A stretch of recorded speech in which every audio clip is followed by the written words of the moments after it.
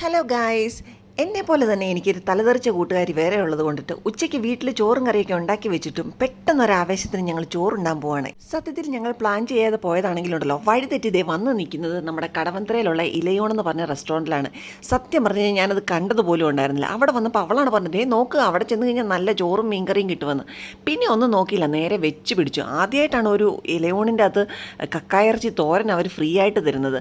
പിന്നെ ഇപ്പോൾ ഈ കണ്ടുകൊണ്ടിരിക്കുന്നത് മീൻമുട്ടയാണ് കേട്ടോ. മീൻമുട്ടയും നല്ല ചാള പൊരിച്ചതും ചാളപൊരിച്ചതിൻ്റെ കൂടെ കിട്ടുന്ന ഒരു തേങ്ങയുള്ള വറുത്ത മസാലയുണ്ട് കേട്ടോ. എന്താ ടേസ്റ്റ്! നല്ല എണ്ണയിൽ വറുത്ത മസാലയുടെ ടേസ്റ്റ് പോലെ എനിക്ക് തോന്നിയത്. എല്ലാ കറികളും ഒന്നിനൊന്ന് മെച്ചം. നമ്മൾ നോർമലി ഹോട്ടലിലൊക്കെ പോയി കഴിഞ്ഞ് കഴിഞ്ഞാലുണ്ടല്ലോ, പപ്പടമൊക്കെ വെറുതെ തരുക. ഇതങ്ങനെയല്ല, പപ്പടം മറ്റേ ചെറുതായിട്ട് ഇങ്ങനെ അരിഞ്ഞ് അടിപൊളിയായിരുന്നു.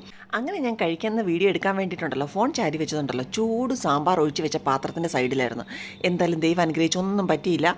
ഇത് എന്തെങ്കിലും പറ്റിപ്പോയിരുന്നെങ്കിൽ ഇന്നെൻ്റെ ഭർത്താവ് എന്നെ തല്ലിക്കൊന്നേനെ. പിന്നെ എടുത്തു പറയേണ്ട ഒരു കാര്യമുണ്ടല്ലോ, അവിടുത്തെ ചേച്ചിമാരുടെ സ്നേഹം എന്തൊരു സ്നേഹമാണ്. ഇത് ഈ മീൻ ട്രൈ ചെയ്ത് നോക്ക്, ആ മീൻ ട്രൈ ചെയ്ത് നോക്ക് എന്നൊക്കെ പറഞ്ഞിട്ട് പ്ലേറ്റുമായിട്ട് വന്ന് നമ്മളെ പ്രലോഭിപ്പിച്ച് കളയും അവർ. ഞങ്ങൾ ചാളയും മീൻമുട്ടയും കഴിച്ചിട്ടുണ്ടെങ്കിലുണ്ടല്ലോ, അവിടെ എല്ലാത്തരം മീനും ഉണ്ടായിരുന്നു കേട്ടോ. അങ്ങനെ വയറ് നിറച്ചും ഫുഡും കഴിച്ച് അവിടെ നിന്ന് ഇറങ്ങാൻ നേരത്തുണ്ടല്ലോ, അതിൻ്റെ വാതിക്കലിരിക്കുന്നു തേൻ മിഠായി, ശർക്കര മിഠായി, പിന്നെ തേങ്ങ മിഠായി, അങ്ങനെ പലതരം പണ്ടത്തെ സാധനങ്ങൾ.